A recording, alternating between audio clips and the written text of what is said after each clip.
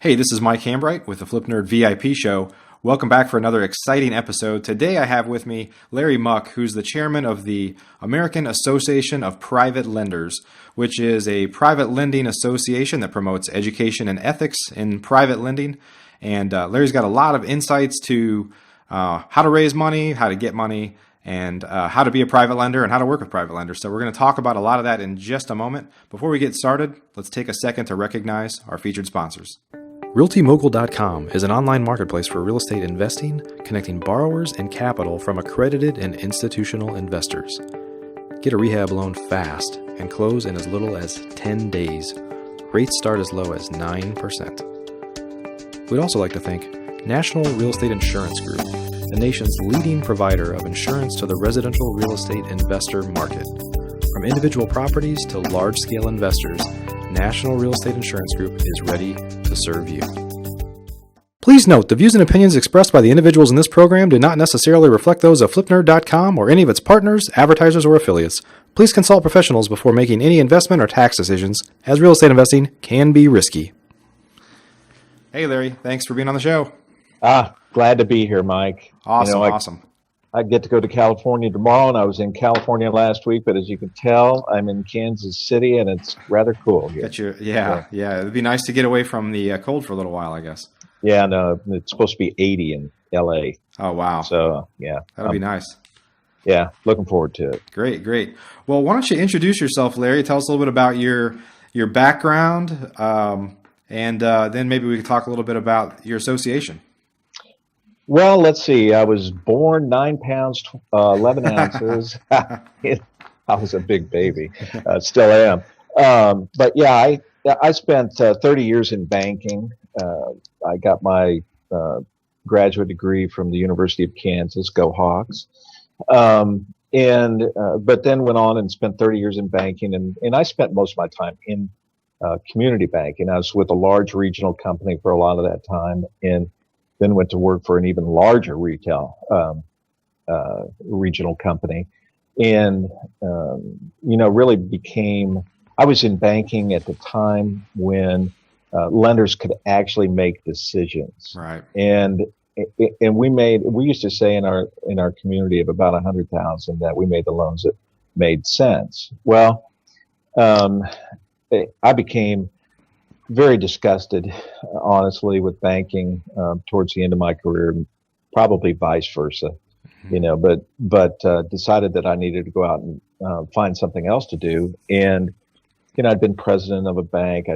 I'd met my personal challenges in life and just wanted to go off and do something else. So I got attached to the National Real Estate Insurance Group, which insures investor-owned property nationwide, as you know. Yep. And they had been a vendor supporter of AAPL for a number of years. AAPL is about 5 or 6 years old, and they had thought that given the burgeoning opportunities that were available in the market, as you know, through being an investor yourself and right. a flipper, rehabber, whatever, we became convinced that the association itself needed to grow because there were many people that were getting back into private lending.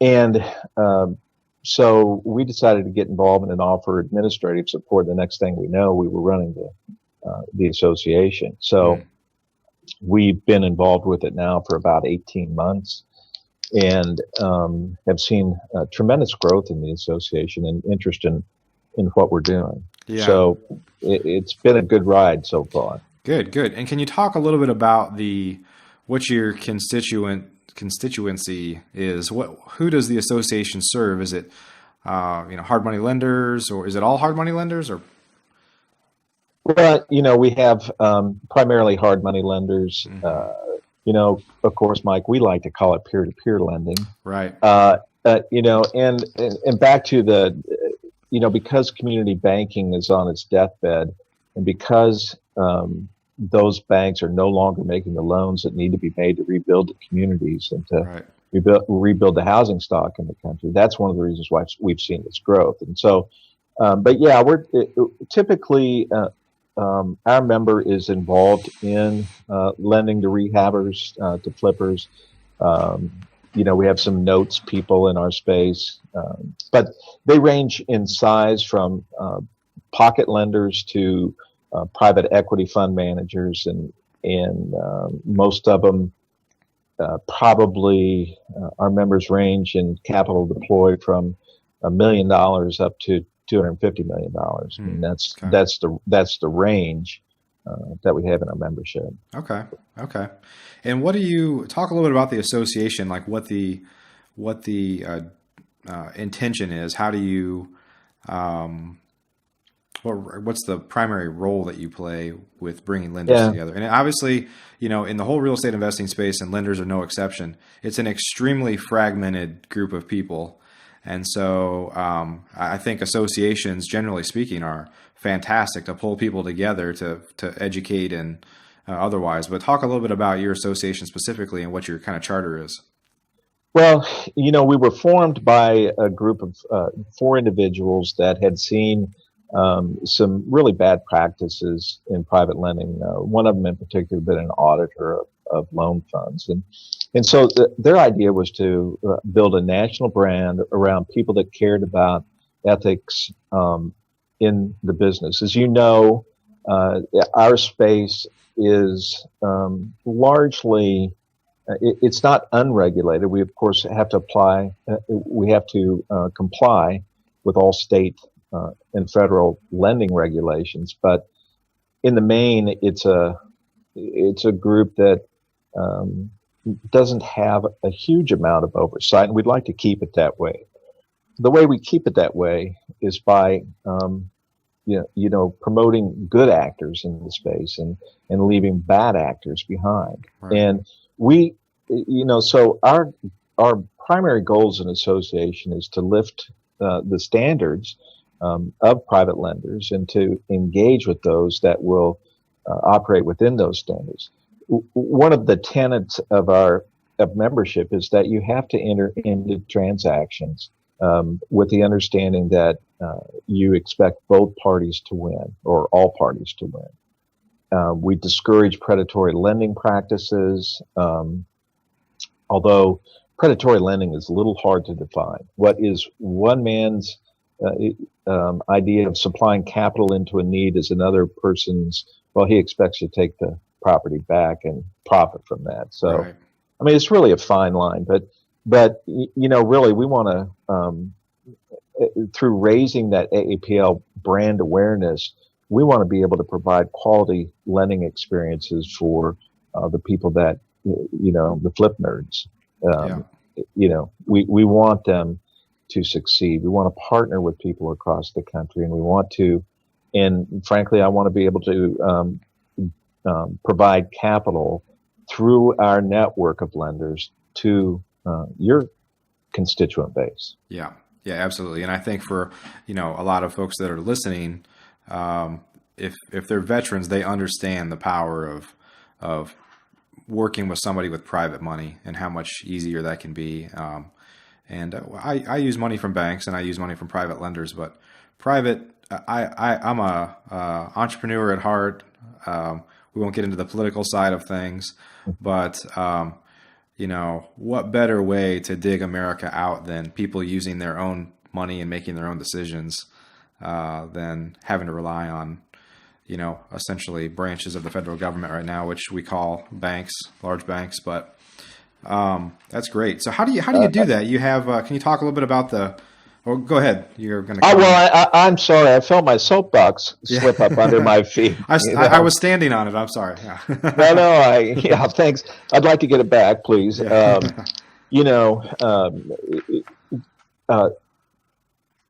The FDIC and other regulatory bodies want nothing more than to consolidate banking into cookie cutter decision-making troughs, and Right.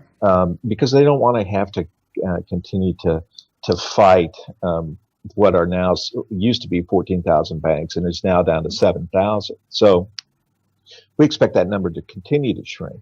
And so when you say, you support entrepreneurship, I got to tell you, entrepreneurship is what's going to save our neighborhoods in our That's right. country. I firmly believe that, and I'm going to get down off of that box. But I got to tell you, your listeners, the people that engage with you, they're the salt of the earth, and they're out there for profit. Obviously, let's do this to make money, but Right. they're out there rebuilding communities. Yep, absolutely. There's no doubt about it. There's no doubt about it. So talk a little bit about how you spread your message through your association. I know you have some national events, some annual events, but on an ongoing basis, do you talk a little bit about the training and the support that you provide your constituents? We do have some networking events, and that's, frankly, that's a lot of the reason why people get together with us, so that they can share deals. But we want to facilitate that process of sharing deals through our website and through our certification and accreditation processes. We have several different levels of accreditation that our members can reach, and we're in the process of developing another level, a little bit higher level. But we have certified private lenders where people have to go through some coursework and then pass a test to be able to achieve the CPLA designation. Right. We also, this past year, we've been working with brokers. We developed a certified broker associate program to teach people that want to supply deals into private lenders, how to present them properly and how to get the best result for what they're trying to achieve. Right. So we want to bring deal sponsors into the mix with our private lenders, and that's one of the things that we do. We do have, as I mentioned to you, we've got an event coming up at the end of April. That's a combined event between American Association of Private Lenders and our national association that houses all of our insurance clients. Long story there, but the Professional Real Estate Investors and Managers Alliance. So AAPL and Prima, as is known here, are having an event at the end of April to provide education to both lenders, what we call lenders and spenders. Yep. And we'll have a little KC barbecue there. But your listeners, your viewers can go to www.aapl-preima.com to engage with us in that event. Awesome. We'll have a link below the video for that. So in terms of some of the certifications, what's the intention? I know it's obviously the intention is to create some consistency in practices and ethics and things like that. Now, my real question was, can you talk a little bit about your membership and their willingness or interest in being certified in something that they previously weren't before? Can you talk a little bit about how the value that they would see in a certification like that? Sure. Let me give an example. We work with a company by the name of Wealth Classes, and they are, our only private lending training company that we're in bed with. And so, Wealth Classes is training private lenders. Well, you can get trained as a private lender. You can raise your flag up and say, I am a private lender, but until you're accredited, then by some third party, it's difficult to distinguish yourself in the marketplace. So frankly, the people that we have are interested in doing it because it helps them brand themselves as somebody that actually, subscribes to the ethics and the standards that we're trying to set within the industry. Right. The other thing is that we want to and have some effort. We want to do more in terms of getting onto Capitol Hill, to get into legislative commentary. We want to be able to help people understand the nature of what we do. I will tell you that private lenders have done a lot of owner finance on properties, but that has become very much more difficult with the Dodd-Frank Act and the Consumer Finance Protection Bureau. Right. And so those, when they were putting that legislation together, they didn't even know. They've told us they did not know the private lending existed. Right. And so that law was crafted to smack down all the big banks and develop some standards where they wouldn't be doing liar loans anymore, or Right. robo signing, but it had an unintended effect, and has eliminated a great percentage of the market that would like to own a home that really should qualify, but given the strict rules, do not anymore. And so that's had an effect not only on home ownership, but as you know, rentals are good. Rents are rising in many markets, Right. And we're becoming more of a rental society. There's a number of factors for that, but one is the lack of availability of credit for home ownership. Right. Right. Why don't you tell us a little bit about, how regulation is changing and where you see things going from here? It appears to be, continually getting worse for real estate investors and private lenders and citizens of the country. But just talk a little bit about where you think regulation is going in the context of lending and real estate investing and things like that. Well, it depends upon the jurisdiction that you're in. Of course, a lot of lending is dictated by state law. And so we continue to see states like California continue to enact additional restrictions on lending. One of the recent things they came out with in the last year or so was anybody that's doing more than $100,000 in modification to a house, that loan has to be pre-funded and held in escrow. And that's not good for the lenders, but for the borrowers, it's good to know that money's been set aside and that it'll be available to them when they actually need to draw it for their construction process. So, regulation is a living, breathing animal, and so it's got to feed on them. It feeds on its young. It grows. We're never going to see. We may see a retraction in laws, but right now people our lenders just continue to stay educated and work hard to be in compliance. And really, that's the only way they can be successful in their business. So, right.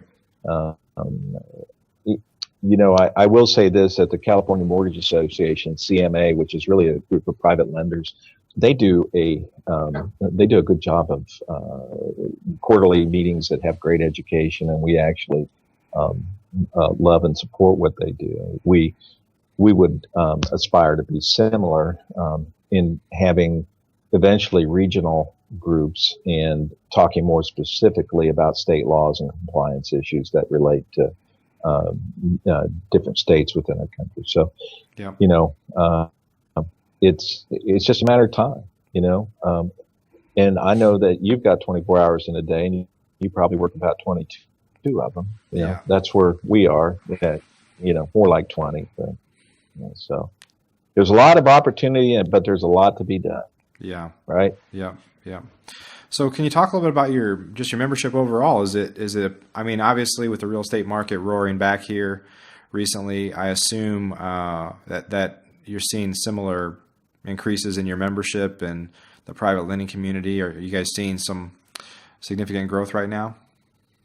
Yeah, we have. I mean, we've been, for example, you can take our conference, our annual conference that 3 conferences ago had about 60 or 70 people there, and then we raised it when we got involved to 150 the next year, and then this past November we had 300 people there. Our membership continues. Our membership continues to grow. We would expect it to continue to grow significantly because we're actually out there and people can find us now. Right. We have a great website that our members can develop good profiles on, and they can actually use as a marketing tool for their individual lending practices. And so it's our goal to really to be able to capture as much of the space as possible. We are working again with wealth classes on developing a deal network, and we'll be rolling that out to all of the participants in very soon. And those are individual houses. It's all good on our the deal network. Well, the deal network, we want to be able to find investors that need capital. We want them to come through our lenders to get that capital. Okay. But no, we really, we're working on a crowdfunding platform that won't really be available to the public anytime soon, but we are going to be able to place deals on there, sponsored deals, to be funded by other members of the community. And so we're hoping to integrate the wealth classes community with the American Association of Private Lenders community, which would give us somewhere around 600 people that are involved in lending nationally overall. So we really, if it sounds like I'm selling the training at wealth classes, here's what I know. I know there's a lot of very professional people there that are successfully getting involved in private lending, and software engineers, architects, other people like that are actually being able to be trained for private lending. It's a great service, and it's a great community. So those classes, are those primarily online, or are those in-person type classes? They're all in person. Okay. Yeah, everything that they do is in a group. It's in a community. And matter of fact, they're having their platinum event starting tomorrow, and I'm going out for that. And I'm actually going to go through their training Friday, Saturday, and Sunday. Okay. And I've been in banking for 30 years, so I'm looking forward to it. Yeah, that's fantastic. Awesome. Well, so Larry, tell us again how folks learn more about the association. You mentioned a few different websites. You want to kind of walk through how folks can find you or find these various websites? Sure. We have www.aaplonline.com, and that's our primary website. Our association, that's a sister organization to AAPL, is called the Professional Real Estate Investors and Managers Alliance, and that's www.premaonline.com. We have a national magazine that we've launched. It's called Community Investor. It's a great tool, great magazine, and people can subscribe to that for free. It's better than the cost would indicate. But it's a good tool, and that's at www.communityinvestormedia.com. Those are our three. We have many more assets, and you can ask me about Rent Back Someday and how we're doing location risk index and rental projections and ROI projections for people based on a algorithm that boils down 300 data points, but that's for another day. All right. We need more time for that one. So, yeah, no kidding. Awesome. Well, and then tell us again about the event that's coming up in April for folks that want to find out more. Sure. They can go to www.aapl-prema.com, aapl-prema.com. And they can find out about it's at the end of April, and it's lenders and spenders and Kansas City barbecue. It'll be at the Kansas City Convention Center. If people haven't been to Kansas City, they need to come. It's a great town. And these are awesome facilities. Yeah, especially at the end of April. That's a good time to come. Yeah, it really is. We promise not to have any tornadoes right. So, that's it is the Midwest, though, and you know about those, right? Yeah. Awesome. Sorry. That's okay. Well, hey, Larry, thanks so much for your time today. Appreciate you joining us. Okay, Mike, I really appreciate the opportunity to be on the show with you. Absolutely. And we'll have links to everything down below for all the various websites so folks can track you down one way or another. Appreciate that. All right, man. Hey, Take thanks so care. much. Thanks so much for joining us today. Okay, thanks, All right. Mike. Bye-bye. Are you a member of flipnerd.com, the most robust real estate investing platform in existence, where you can find off-market wholesale deals and great vendors literally in your market? You can get access to advice from experts and learn about local clubs and events right in your backyard. If not, please visit flipnerd.com and register for a free account. You can register in less than a minute. It's pretty much the coolest site that's ever existed in the real estate investing industry, so get on over to flipnerd.com.